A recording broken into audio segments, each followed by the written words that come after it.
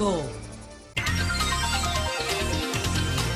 9:13 minutos. Bueno, yo creo que una de las grandes virtudes de la República Dominicana ha sido el mantenimiento de su estabilidad macroeconómica, y en esa política el Ministerio de Hacienda también juega un papel muy importante.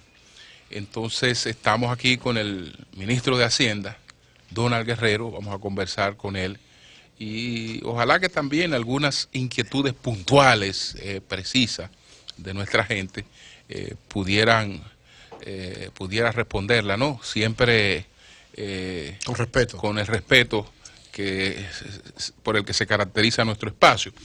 Entonces, nuestra audiencia, así es, y nuestra audiencia también. Así es. Y nuestra audiencia también. Así que bienvenido, Donald, ¿cómo estamos? Pues muy bien, agradecido y muy contento de compartir con ustedes hoy en la mañana, que hace unos días me estuvieron llamando. Así es. No me pudieron localizar, pero tanto para esa pregunta como para cualquier otra, pues estamos a disposición de ustedes. Permíteme saludar a Aimé Tezanos, que es la directora de comunicaciones del Ministerio de Hacienda. Así es, gran trabajo haciendo siempre. Donald, hay una apreciación de parte de sectores económicos, pero sobre todo políticos, de que la deuda en los 5 años del gobierno del presidente Danilo Medina ha sido multiplicada extraordinariamente y que ya, dicen ellos, es una perturbación, un problema y resulta inmanejable. ¿Cuál es la realidad de la deuda pública general y de la deuda externa propiamente dicha? Atención, Mario, que tú acabas de decir que estamos cogiendo prestado para Atención, Mario, para pagar. Sí. Bueno, la realidad de la deuda es otra, realmente. Nosotros no tenemos un problema de endeudamiento, y así lo reconoce el Fondo Monetario Internacional, que en su última evaluación certificó y concluyó de que aún bajo choques extremos la situación de deuda de República Dominicana es manejable. Y voy a entrar en detalles para poder explicar esto y que se entienda. Por aquellos que lo quieran entender, porque hay gente que obviamente no. Hay gente que no lo va a entender. Que no quiere entenderlo, que lo quiere ver de otro ángulo. Nosotros tenemos una deuda del sector público no financiero, se excluye Banco Central, que asciende a 28.480 millones de dólares. 28, el equivalente, no todo es dólares. Okay. El 35% de esa deuda es una deuda en pesos, producto de las emisiones que hace el Ministerio de Hacienda en el mercado local. ¿El 35%? Sí, el 65% es dólares, okay, que asciende a unos 18.300 millones de dólares. De esa parte que es deuda en dólares, nosotros tenemos un porcentaje que está comprometido con la banca multilateral y otro que es emisiones de bonos. Pero de ese total, como les decía, volviendo atrás a los 28.000 millones de 28.480 millones de dólares. Sector público no financiero. Que es el sector público no financiero. Eso incluye y equivale primero a un 38.3% del Producto Interno Bruto. El promedio de América Latina excede el 40%. Nosotros estamos por debajo del promedio. Ese 38.3% incluye un 4% de una deuda intragubernamental entre el Ministerio de Hacienda y el Banco Central para cubrir lo que ustedes conocen, que es el déficit cuasi fiscal, sí, lo que reduce en términos netos el endeudamiento del sector público no financiero como porcentaje del PIB 4 puntos, es decir, que lo baja a 34%. Y recuerden, el promedio de América Latina excede el 40%. Okay. De esa parte, como les decía, 18.300 millones es deuda externa. Lo otro es deuda interna que corresponde a las emisiones locales que hace el Ministerio de Hacienda. De esa deuda externa, Eury. 18.000 millones de dólares. Sí.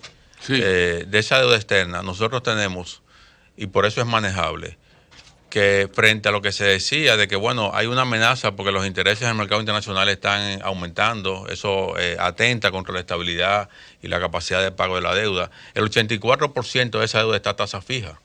A tasa fija, que no se altera. El 84% de esa deuda. O sea, que no importa lo que pase en el mercado mundial. No importa lo que pase en el mercado mundial porque esa deuda está contratada a tasa fija. El 16% está a tasa variable.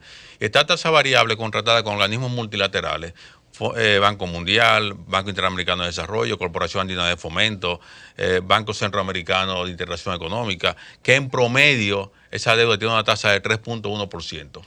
3.1% es el riesgo de tasa variable sobre el 16% de la deuda que nosotros tenemos.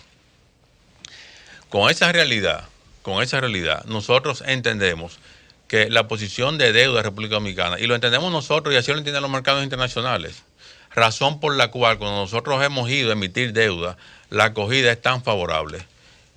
Por ejemplo, la reciente emisión de 500 millones de dólares específicamente para financiar la planta de Punta Catalina. Fuimos al mercado internacional en Nueva York, emitimos 500 millones de dólares, tuvimos demanda por más de 2.000 millones de dólares y la tasa final de cierre de la transacción fue 5.10%, como una emisión histórica de bonos de República Dominicana en cuanto a su tasa y plazo. La verdad es que nosotros, la posición de deuda es una posición sostenible para la economía dominicana porque la economía dominicana crece, a diferencia de esos otros países de América Latina, algunos de los cuales no tienen el beneficio de una economía tan dinámica como la de República Dominicana y que tienen niveles de deuda por encima del 40%. Nosotros estamos por debajo del 40% y tenemos un crecimiento sostenido del Producto Interno Bruto que en los últimos, el periodo 2012-2016, ha estado por encima del 6% y que porque se proyecta del 2017-2020, periodo de gobierno que le corresponde a nuestro actual presidente, también se proyecta por encima del 5.5%. Entonces, con una economía en crecimiento, los niveles de deuda son sostenibles y así lo reconoce el Fondo Monetario y lo reconocen no solamente el Fondo, y no solamente desde el punto de vista de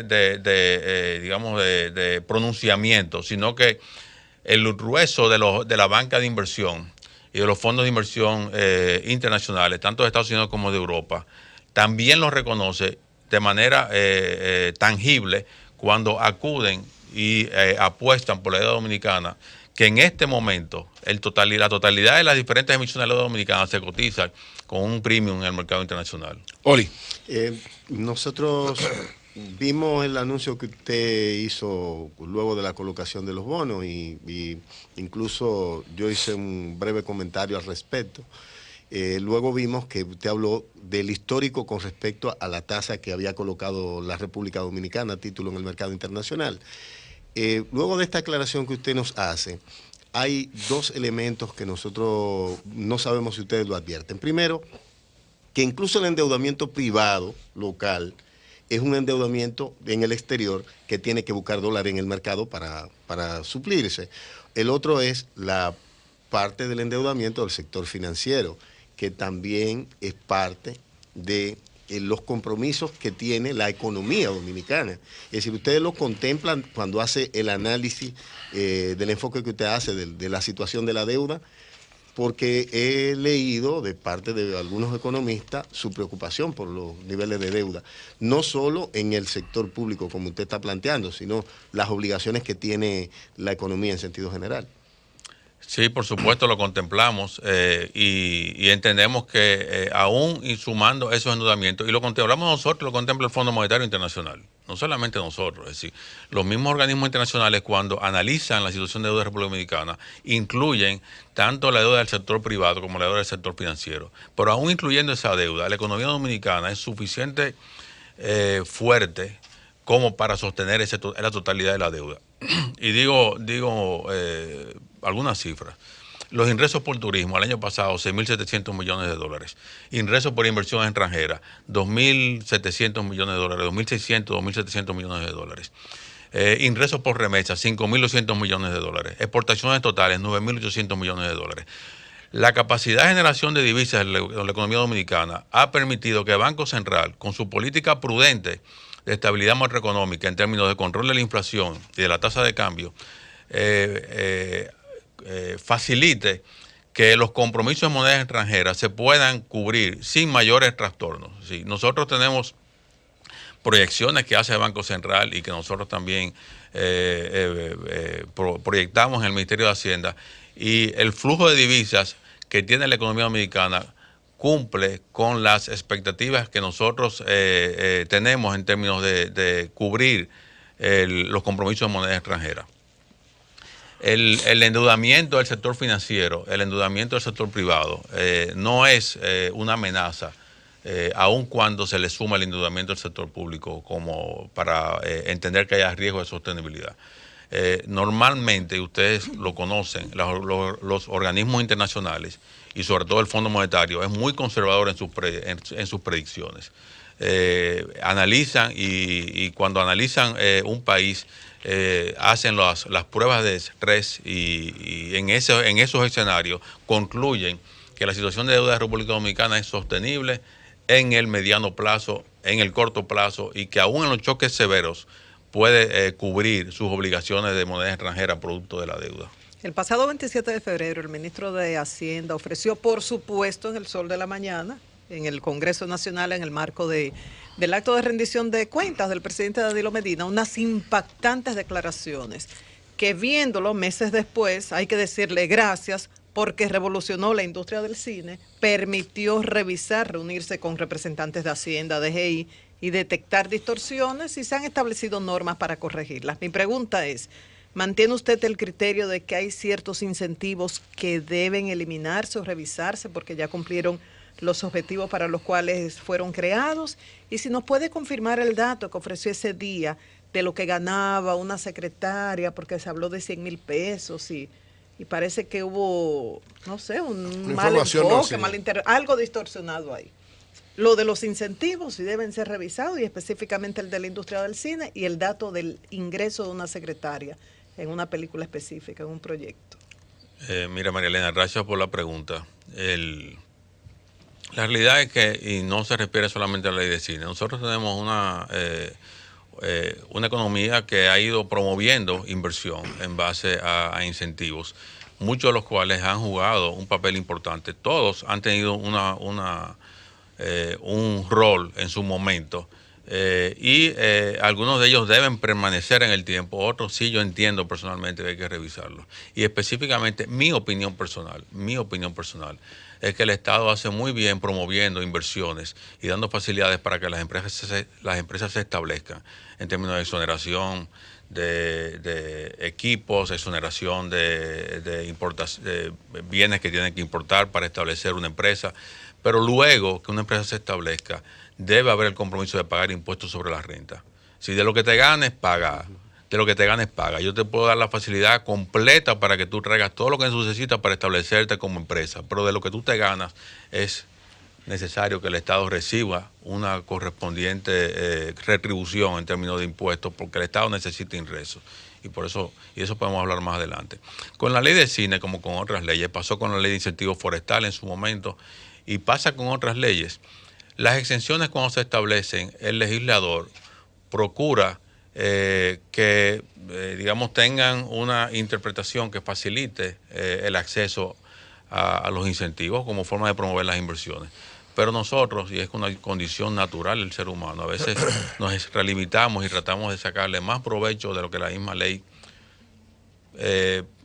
sugiere o de la misma ley promueve, ¿no? Entonces, en el caso de la ley de cine, hay presupuestos de películas de cine que están exagerados, es decir, que no se corresponde con la realidad. Que cuando tú ves el presupuesto, tú dices, bueno, pero con esta cantidad de combustible que se está pidiendo de exoneración, le dieron la vuelta varias veces al país. Y sucede que la película se filmó en Santo Domingo, no fuera del área del Distrito Nacional. Entonces, así como pasa con combustible, pasa con otras partidas de salarios, secretarias, empleados que no se corresponden. ¿Y qué sucede? Que, como te decía, que pasa igual como sucedió con otras leyes de incentivos, que la falta, digamos, de una fiscalización adecuada y del compromiso de quienes tenemos que trabajar en la fiscalización o en la implementación de la ley y en la autorización de la aplicación de la ley, hace que las leyes a veces, y en este caso la ley de cine, se desvirtúen un poco en el sentido de que terminan siendo un instrumento para promover exenciones de impuestos sobre la renta en las empresas, no tanto para promover películas de calidad o películas con una inversión razonable. Hay presupuestos de películas que no se corresponden y que están, a nuestro juicio, inflados. Y los productores serios de películas saben que es así. Pero reconocen que es así. La DGCine no los revisa. Sí, los revisan y están siendo más más estrictos en la aplicación. Lo que yo digo es que, y lo hemos visto con algunas empresas que planifican dentro de su gestión, digamos, de programación impositiva para el año, una cantidad de fondos que van a dedicar a el financiamiento de películas, y al final los productores de películas tratan de justificar en partidas diferentes en el desglose del presupuesto, diferentes partidas para acomodar las expectativas de esa empresa. Ese presupuesto es abierto, es decir, se puede invertir en cine todo lo que se decida. No hay un límite. En este momento sí. Estamos conversando, si aparecen 50 películas, se financian. Si aparecen 100, si aparecen 200, se financian en un año. En este momento sí. Perdón, recordar que estamos conversando con el ministro de Hacienda de la República Dominicana, Donald Guerrero, ¿verdad? Ha creado una inquietud importante en varias personas. Entonces dicen, ¿quién está explicando? Donald Guerrero, ministro de Hacienda de la República Dominicana. Ofrece la industria de lo que aporta en los impuestos que genera la actividad económica que provoca la propia industria, y de que a nivel de los incentivos apenas es el 2% de los incentivos totales que se ofrecen en el país. Marilena, realmente es así. Lo que nosotros estamos viendo es una tendencia, y lo que entendemos es que para preservar la ley de cine y para preservar los incentivos a la industria del cine en República Dominicana, tenemos que, digamos, curarnos en salud. Es decir, tenemos ¿Solución? La solución... ¿Cuál es el planteamiento exacto específico? La solución es varias. Primero, nosotros, tanto desde cine como las áreas de fiscalización, tenemos que establecer normas, y en el caso nuestro como Estado, donde tenemos necesidad de preservar la base recaudatoria del país, entiendo que una de las medidas que quizás tenemos que sentarnos a conversar es sobre la posibilidad de establecer un presupuesto anual de manera que, lo que tú decías, si podamos financiar tantas películas como se cubra en ese presupuesto. ¿Cuál tú crees que sería el presupuesto justo? No, yo no quiero adelantar una cantidad, porque menos que el actual. Porque el actual indefinido no hay límite. Pero van como 2.000 millones, dicen. Sí, pero no hay límite. Ahora poner un límite. Ahora son de esas cosas que se hacen aquí, que son para lo que coja mi bon. Para todo lo que aparezca, como que tú un país. Tú dices que al principio había que hacerlo así. Ahora hay que poner un país donde sobra el dinero. No, porque espérate, Zona Franca fue así mismo, fue ilimitado. Entonces, pero eso hay que, después que se desarrolló, ya está desarrollado. Eso hay que ponerle tope, desde luego. Okay. Pero un tope que se ajuste a la realidad del mercado. Sí, a la realidad del mercado. Donald, una de las... Pero, Julio, quedó en el aire lo de la secretaria. ¿Realmente había una secretaria que ganaba 100,000 pesos diarios en una película? Que fue lo que se reprodujo de sus declaraciones del 27 de febrero. Como le dije, si tú ves presupuesto de películas, y hay películas que solamente en combustible, en salario, sea secretaria, sea personal de asistente, que tienen presupuesto que no se corresponde con la realidad. Sí. Okay. Aquí hay presupuestos de películas que le han dado la vuelta al país varias veces en combustible. Sí. Donald, una de los cuestionamientos que se hacen a Punta Catalina es que dicen que el costo de la obra, cuando se habla del costo de la obra, el gobierno no está incluyendo el costo del financiamiento. ¿Qué tú piensas de ese cuestionamiento? Mira, Julio, yo entiendo que cuando concluya la planta de Punta Catalina, la Cámara de Cuentas va a hacer una auditoría y va a revelar el costo total, que va a coincidir con el costo del contrato. Porque la realidad es que hay un contrato firmado al cual se ha adherido el consorcio constructor y el Estado en términos de proveer el financiamiento. Y el cotejo de las transferencias para la construcción de la planta debe coincidir con el monto del contrato firmado. El tema de Punta Catalina... ¿Y el costo del financiamiento? Porque esa parte yo la entiendo. Bueno, pero ellos se van a lo del costo del financiamiento, que es como tú decir, bueno, si una casa te cuesta 3,5 millones, tú la vas a comprar la casa, esa casa cuesta 3,5 millones, van y le hacen una tasación, cuesta 3,5 millones.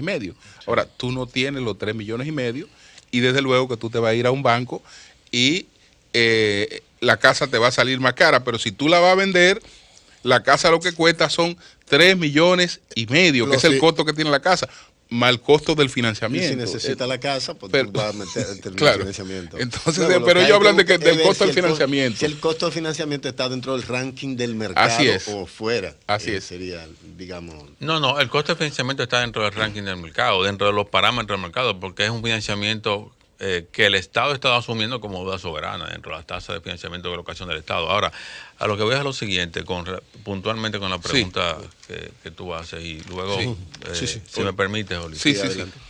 El Estado, como ustedes saben, ha estado transfiriendo recursos para gastos corrientes al sector eléctrico y para gastos de inversión. Sí. Lo que va a la planta como para cubrir lo que sería gasto de inversión, la compra de los equipos, el pago, los pagos correspondientes a los trabajos de montaje y de construcción de la planta, eso es gasto de inversión.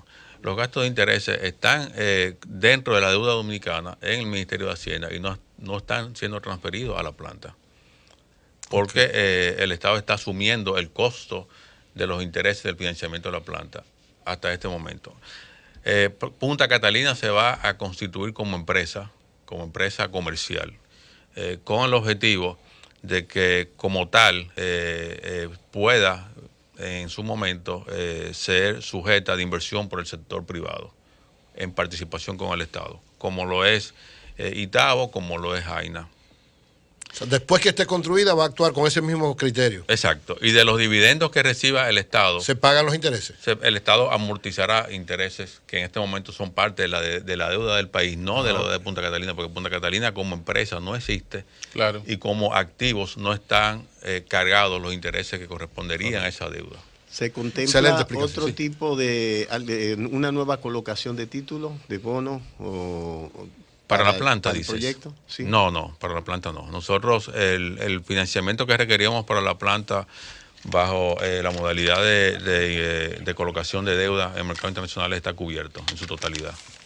En una respuesta anterior decía, el Estado necesita más ingresos y me voy a referir a esto más adelante. ¿Se han contemplado vías de incrementar esos ingresos? ¿Se han pensado en eliminar otras exenciones, en hacer que se reduzcan las evasiones? En una pequeña reforma fiscal. ¿Cuál es la solución de lograr más ingresos? Y para que lo responda todos juntos, hace un tiempecito, tú dijiste, y ayer lo ratificó José Ramón Peralta, que el gobierno no tiene intenciones de crear nuevos impuestos ni de subir lo que están. ¿Es así? Sí, eso es así. Eso es muy cierto. Salvo el de la telefónica. Perdón. Digo, salvo el... No, yo dije que eso no es la telefónica. No. Bueno, eso es lo que dice el gobierno. No, al final siempre ahorita le preguntamos. Perdón, el Estado necesita o sea, la idea más de ingresos. qué piensan ustedes para aumentar y si no se va ningún impuesto nuevo ni lo que están se van a subir. Déjame ir hacia atrás y lo tengo que atar al tema de la deuda porque daría ese espacio pendiente de cubrir. Sí. Cuando yo decía que el Estado necesita más ingresos, antes de entrar al tema de la pregunta de Marilena sobre la ley de cine, yo me refería a que como hablábamos, ¿no? En los niveles de deuda como porcentaje del PIB, y hay que verlo como porcentaje del PIB porque tú debes mucho poco en función del tamaño que tú tienes. ¿no? El tamaño de la economía determina la proporción de la... Exacto, si yo tengo ingresos de 20,000 pesos mensuales y debo quizás 100,000 pesos, debo mucho. Sí. Pero si mis ingresos son 50,000, entonces mi deuda es más baja. manejable. Entonces para el Estado es igual. En función del tamaño de la economía, y debo señalar, Eury, cuando tú me hacías la pregunta de que el gobierno de Danilo Medina se había endeudado mucho, en estos periodos de gobierno del presidente, como proporción del PIB, nosotros hemos subido un 1% de la deuda. Nada más. La deuda sobre el PIB era un 37% en el año 2012 y es un 38.3% en el año 2017. Okay. Obviamente, debido a que la economía ha ido creciendo, ¿no? Correcto. Y ha ido absorbiendo el stock de deuda. Pero además de eso, y debo señalar porque así es, hay que imputar también en esos números la disminución que se produjo por la renegociación que hubo y el pago sobre la deuda de Petrobras, que nos bajó unos 2,000 millones de dólares. Correcto. Pero es parte del manejo responsable de la deuda. Ahora, si me permiten, con el tema de los ingresos que el Estado necesita, nosotros como sociedad nos hemos ido dando un país cada vez con mejores facilidades, tanto en términos sociales y puntualmente en educación y salud, como en términos de infraestructura física. Las carreteras de República Dominicana son carreteras de primer mundo, hacia eso estamos caminando. Son seguras, son placenteras, son bien hechas, eficientes en términos de conectar puntos y muy bien hechas. Y ni hablar de la gran revolución. Que vamos hacia ahí, porque hay algunas, es decir, la del este, las últimas. No, bueno, la del este, la del Cibao, tú te vas al Cibao y tú tomas la circunvalación de Santiago, que antes era un dolor de cabeza pasar por el centro de Santiago, y ya no lo es. Y ahora cómo va porque esa la vía principal, pero cómo va la educación de la gente, y la de Navarrete, Puerto Plata, esos trabajos van avanzados. Sí, pero como decía, y la gran revolución social que se está dando en educación y en salud, pues nos pone en una situación, y en eso el gobierno ha sido, y nuestro presidente ha sido sumamente responsable, porque asumir el 4% de compromiso con la educación, con una presión tributaria y una presión fiscal por debajo del 15%, cuando el promedio de América Latina es un 23%, es un ejercicio de responsabilidad mayúscula, lo que se ha hecho en este periodo. Hoy en día, más de 1.100.000 dominicanos, niños que antes iban a la escuela 2 horas y media al día, se pasan 8 horas en la escuela donde tienen tan extendida con desayuno, almuerzo y merienda, uniforme y atención médica. Más de 280.000 niños que antes quedaban en sus hogares tienen acceso a las estancias infantiles. Señores, nosotros estamos caminando hacia otro país. República Dominicana a la vuelta de 15, 20 años será otra nación. Vamos a hacer algo. Hay alguna persona, escúchame. Los otros ingresos y hay gente nerviosa. El turismo dirá, nos van a quitar él lo va a decir. Vamos a hacer a Mauri, porque hay algunas personas que nos están escribiendo y nos están diciendo, pregúntale esto por favor al ministro. Vamos a dar oportunidad a 2 o 3 personas que hagan la pregunta de manera que hagan la pregunta de manera directa a Mauri. Estamos conversando con el ministro de Hacienda, Donald Troncoso, Donald Guerrero, sobre la marcha de la economía dominicana.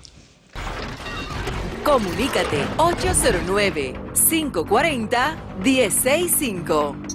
1-809-200-1065 desde el interior sin cargos. 1-833-610-1065 desde los Estados Unidos. Sol 106.5, la más interactiva.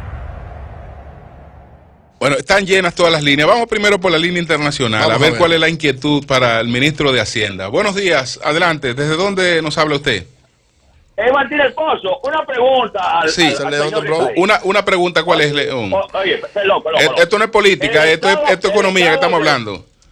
65 millones visitaron el año pasado a Disney. Sí. ¿Qué está haciendo el Estado dominicano para cooperar con el presidente de la República a llevar 10 millones de dominicanos? Aquí la oficina de turismo no tiene nadie que haga campaña por el país. Gracias. Bueno, pero vamos a traer al ministro de Turismo. A preguntarle eso. Sí. Buenos días, adelante.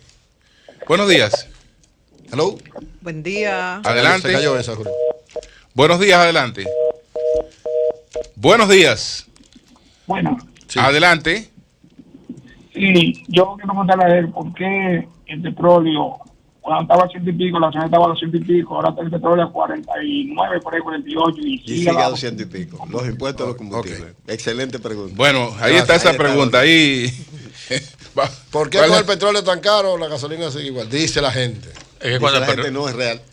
Oye la explicación. Cuando el petróleo estaba caro, el Estado no transfirió el precio del petróleo al precio del combustible, el precio final. Lo que el Estado ha hecho es que ha ido absorbiendo, en el pasado absorbió las pérdidas producto del aumento en el precio de los combustibles, ¿no? Y se creó una deficiencia en términos de balance de caja, y la disminución en el precio de los combustibles ha permitido compensar ese subsidio que el Estado absorbió, y la deficiencia de caja que se creó producto de la disposición del presidente de no traspasar el aumento del precio del petróleo en su totalidad a los consumidores. O sea que cuando costaba 140 el petróleo, la gasolina debió costar 600 y pico de pesos y no la pusieron. Sí, bueno, ¿lo hay una explicación? ¿Matemática lógica? La línea internacional de nuevo. De nuevo, la línea internacional. Sí, buenos días. ¿Desde dónde nos habla usted? De New Jersey. New Jersey. ¿Cuál es tu inquietud, por favor? Fíjate, escuchando al ministro, me da la impresión, y estoy convencido de que no hay una varita mágica que resuelva los problemas sociales y económicos de una nación. Se requiere sacrificio, gerencia y disposición. Por ejemplo, Punta Catalina va a ser beneficiosa para toda una nación, pero perjudicial para un grupito de insaciables. Muchas gracias. Gracias a usted. Buenos días, adelante. Sí, buenos días. Mario, ¿cuál es su inquietud, Mario? Adelante. La primera, en el presupuesto de este año hay 80.000 millones de pesos consignados para el pago de intereses de la deuda externa. 80.000 millones. 80.000 millones. Sí. Sí. Habían, como préstamo, había 1.200 millones de dólares en bonos soberanos que se emitieron a principios de año. Sí. Y había 60.000 millones de pesos en bonos internos, de los cuales se han emitido ya 58.000 millones. ¿Verdad? A esta altura del juego, las arcas del gobierno tienen un déficit que rondan más alrededor del 3 o el 3.5. Okay, la inquietud. La pregunta es la siguiente. Sí. ¿Pretende el gobierno seguir endeudándose en lo que resta de año para cubrir gastos corrientes del presupuesto? Perfecto, gracias Mario. Gracias, Mario. Sí, adelante, ministro. Mire, la situación el día de hoy es que nosotros tenemos las cuentas fiscales en línea con lo que se había presupuestado. De hecho, un poquito por encima, porque los ingresos han estado comportándose de manera...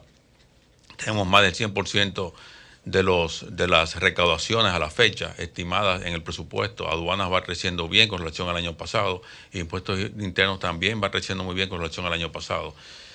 Y los gastos están bastante controlados. Sí, en términos de gastos estamos por debajo de lo que habíamos estimado ligeramente, y en términos de ingresos por encima.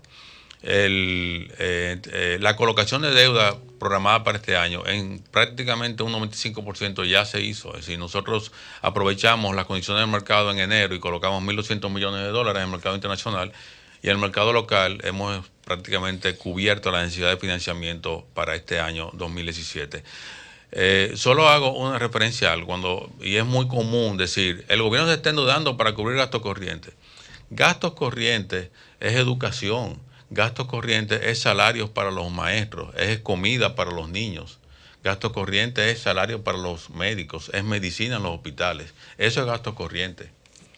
Entonces se ve como que estamos cubriendo gastos corrientes.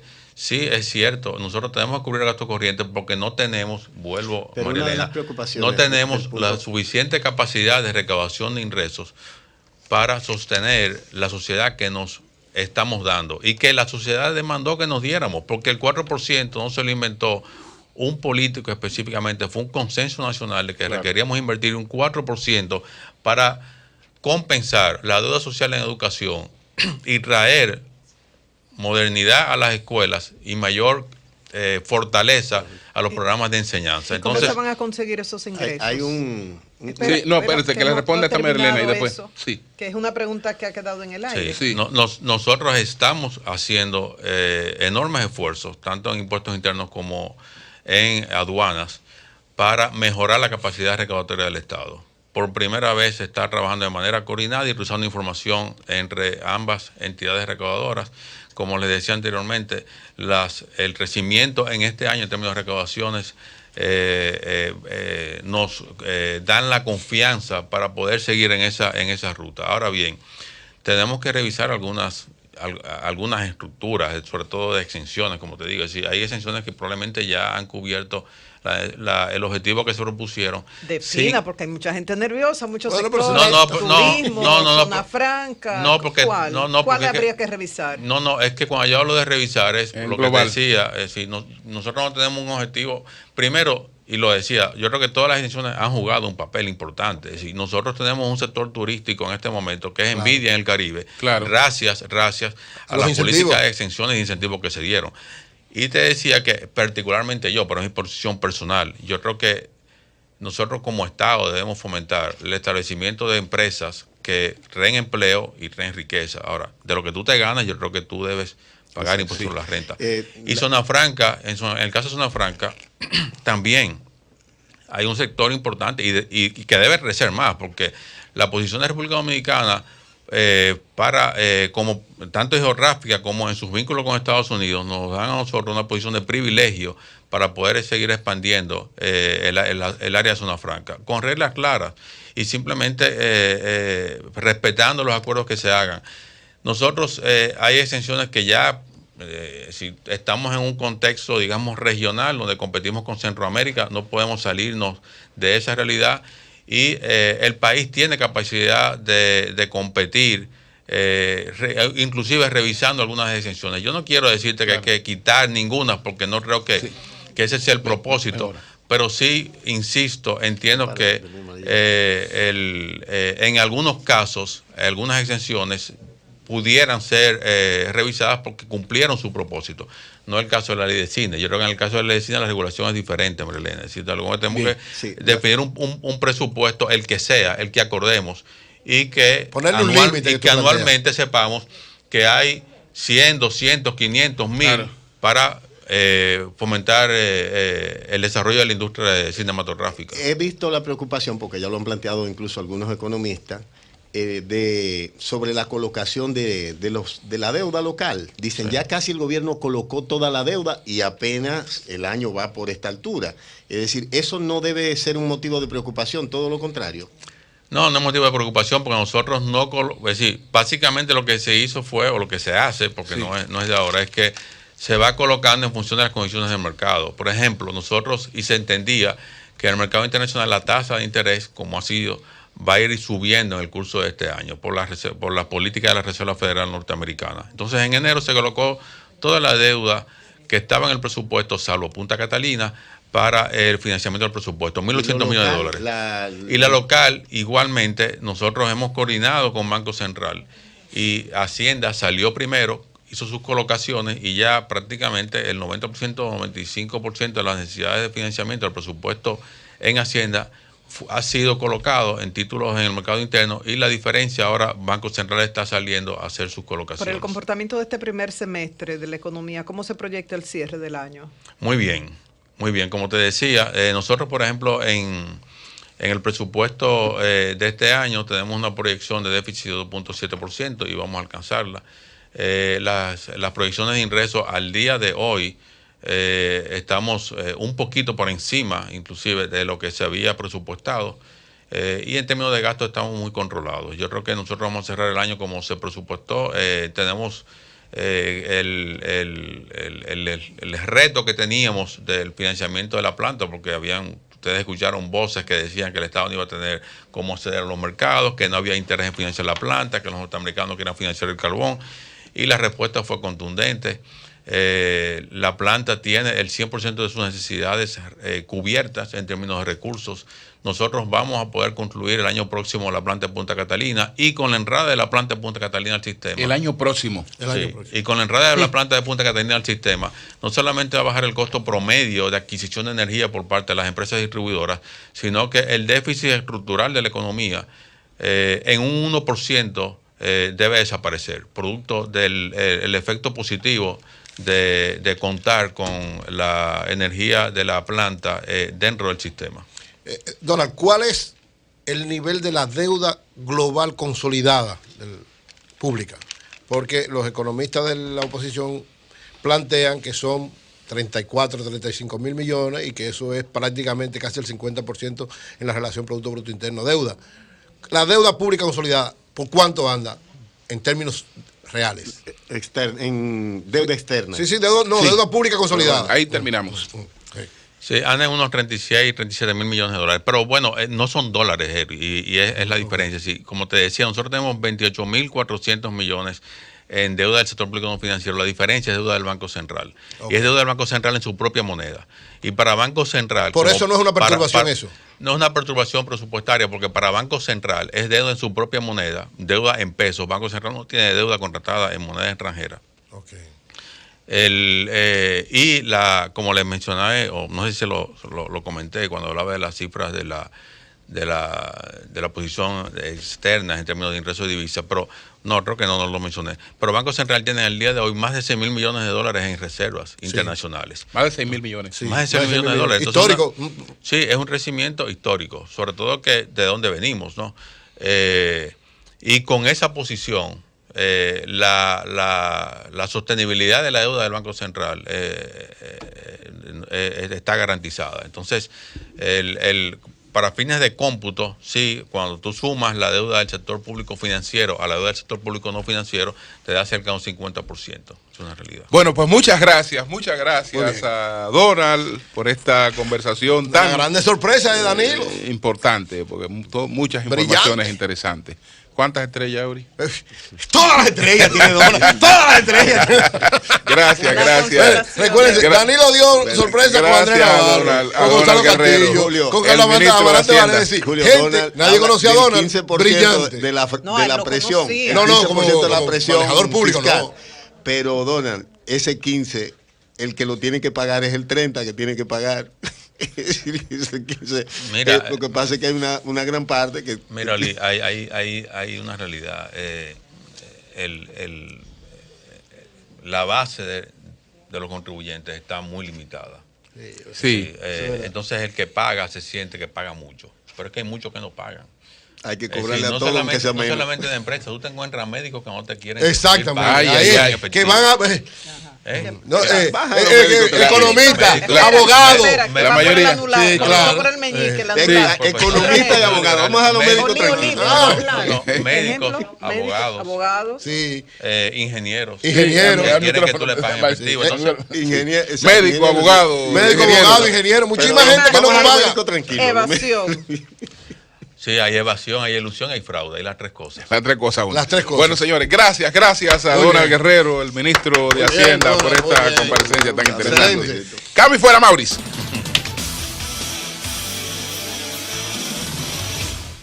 El sol de la mañana. Verdes.